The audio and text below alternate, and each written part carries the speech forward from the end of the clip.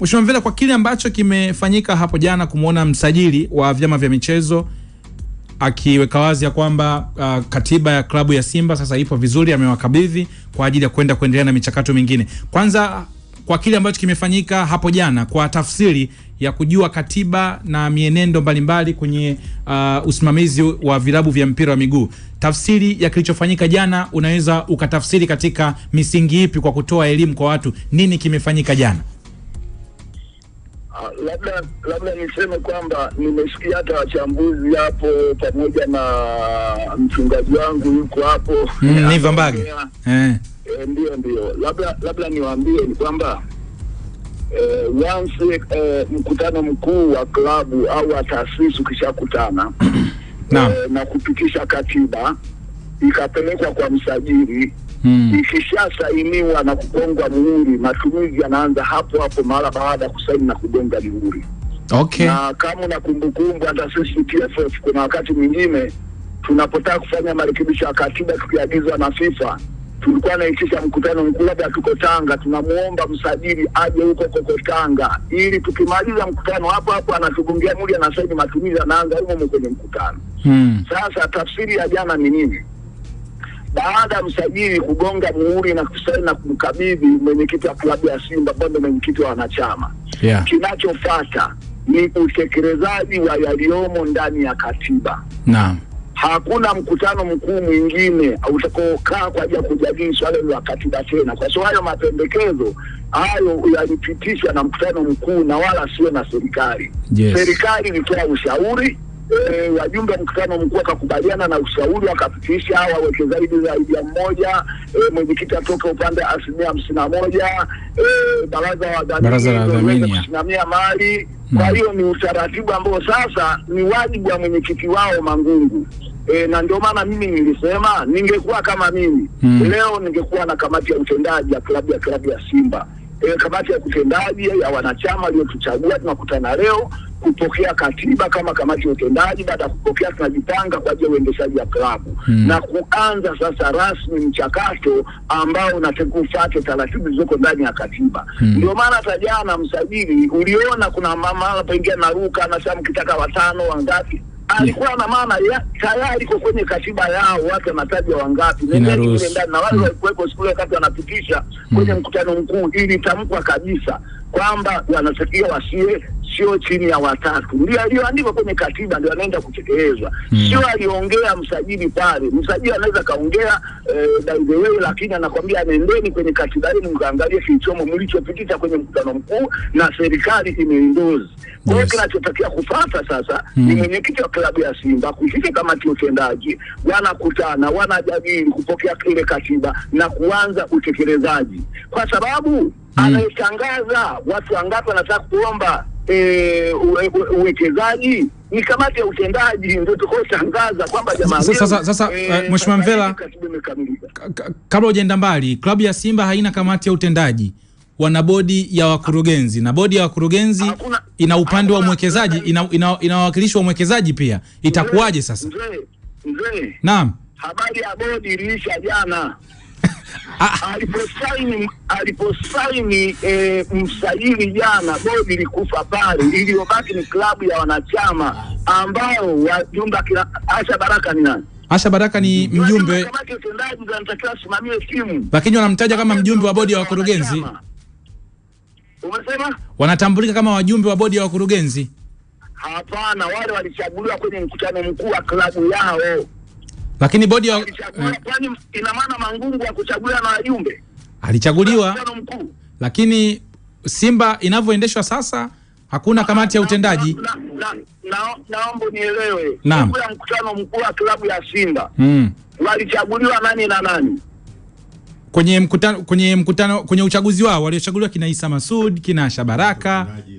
Sasa ndio nataka nikwambie, hiyo ndio kamati ya utendaji ya uongozi wa klabu ya Simba ambayo inatikisimamia mchakato huo mpaka ukamilike. Mchakato mwingine wa bodi na nini vilikufa jana. Pamoja na hizo kampuni zilizoanzishwa vilikufa jana. Ndio maana wanaanza upya sasa kutengeneza mchakato mpya kupata kila pamoja na mchanganyiko ya bodi, na wanakuambia bodi itatakiwa watu wengi watoke kwa walio wengi ambao ni. Kwa hiyo Mzee Mvela, leo ni mchakato unaanza upya. Wala Crescentius Magoli hatutamtambua kama kiongozi kwa sasa baada ya jana. Siwezi kumtambua, labda nikwambie Magoli aliingia kwenye bodi ya wakurugenzi ambayo imefutwa jana baada ya kusainiwa ile katiba. Kwa hiyo labda lugha nyepesi ninachokwambia sasa hivi klabu inaongozwa na kamati ya utendaji ya Mangungu ambayo ilichaguliwa na wanachama, na moja ya jukumu lao ni kusimamia mchakato mpaka maize. Na ndio maana jana alikabidhiwa katiba. Nani alikabidhiwa? Magoli Mangungu, mwenyekiti Mangungu. Basi ndio nataka nikwambie sasa, ndio mwenye katiba yake na ndio mwenye klabu yake sasa hivi, ndio anasimamia shughuli zote za klabu mpaka mchakato utakapokamilika. Okay, hili ni jambo jingine ambalo naamini wadau wa soka hata wana Simba inawezekana kwenye elimu wakawa wanapokea kitu kipya na kitu kikubwa zaidi. Mheshimiwa Mvela, katika mazingira ya naam, labda Kasuga nikwambie, naam, wakienda kinyume cha hapo watakreate mgogoro mpya. Kwa sababu leo ukianza Mangungu akianza kurudi tena kwenye bodi, ina maana anaturudisha kule kule kwenye matatizo yaliyotoka. Na ndio maana wanachama wengine kwa nasema ni mtu ambaye alikuwa hajiamini katika uongozi wake. Umenielewa? Sasa hivi ajue kwamba amekabidhiwa katiba, yeye asimamie mchakato unaotakiwa uliopitishwa na serikali ambayo Lita amekubali, ACC amekubali, serikali ya BMT imekubali. Hizo ni sheria zilizopitishwa tarehe 27 Oktoba 2017 ndio ambazo ameleta serikali, na wanachama tarehe 30 wameenda kuridhia, wamekamilisha, wamesajili katiba. Sasa mwenyekiti na kamati yake utendaji wasimamie utekelezaji wa zoezi hilo. Kwa hiyo Mangungu timu ni yake. Ndio mwenye timu sasa hivi. Kwa kamati yako utendaji wakutana juu atendeshaji hiyo timu. Wakati anaendesha timu na vile vile aendelee na mchakato sasa wa kuweza kuleta mabadiliko ndani ya klabu kwa kutumia katiba yao mpya. Kwa hiyo sababu bila hivyo ataanzisha mgogoro mpya ambao kunawezekana kwa kuna mgongano wa kimaster yuko mbele, kama kuna mwekezaji mpya anaweza akaje, ambao ndio leo kumefikisha hapo.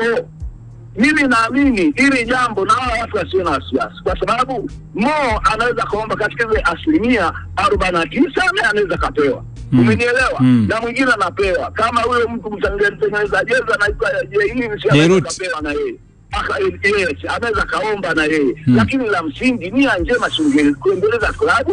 Ukitaka kuhoji peke yako utaonekana kwamba huna nia njema na klabu. Ndio maana klabu ya Yanga walitumia makosa ya Simba, wametekeleza katiba vizuri mpaka wameimaliza, na wameamua kugawa 12% ya hisa kwa kila mwekezaji. Yes. Kwa hiyo akija mmoja anapata 12, akija 12 mpaka kufika 49.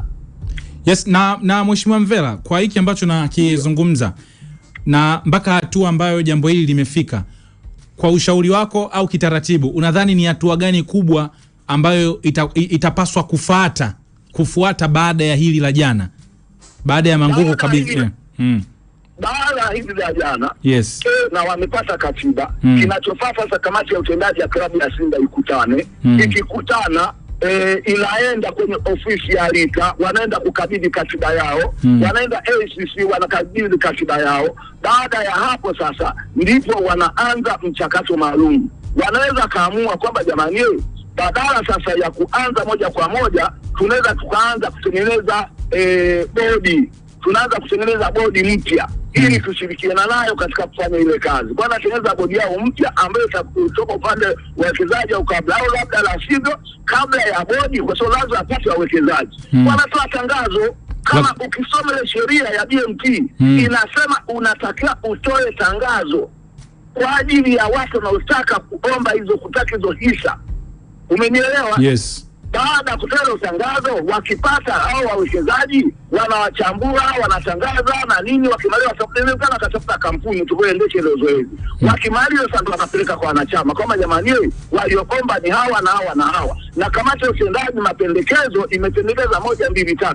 Sasa tumeleta kwenye wanachama, mnasemaje? Wakiridhia wanachama, ina maana hao ndio watakuwa wawekezaji wapya, wataungana na hao ndio wanaanza kutengeneza bodi sasa ambayo itatoka kwa wale wawekezaji na wengine wanatoka kwenye klabu ya Simba ambao ndio watakuwa wengi zaidi kuliko wanaotoka kwenye bodi, kwa sababu 51% ziko kwenye bodi. Lakini wako wengine watu wanahoji, wanasema je, wanachama kwenye hisa amechangia nini? Mwanachama anahitaji kuchangia hela. Mali za chama zile ni mali za wanachama. Yale majengo ni mali ya wanachama. Yale magari mali ya wanachama. Klabu ni ya wanachama. Ndio maana wale walianza nayo mbali mpaka kufikisha hapo. Kwa hela zao, wao hisa zao ziko kwenye thamani ya klabu.